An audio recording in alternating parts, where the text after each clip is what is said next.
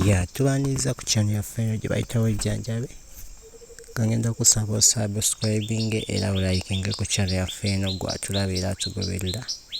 Nawe yakatweyungako ngenda kusaba osubscribing. Kati gwe mukwano gwange ng'olina allergy, ojja kuba okozesa ekifumufumu kino ogattemu akaddo ke bayita kutukumu. Gwe alina allergy ogattemu akaddo ke bayita kutukumu ne kino ekifumufumu obifumbire wamu.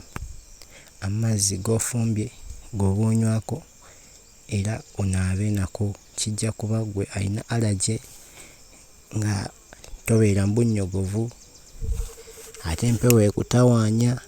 Kozesa ekifumufumu n'akaddo ke bayita kutukumu. Gwetaaga okumanya akaddo ke bayita kutukumu ojja kuba okomentinga awo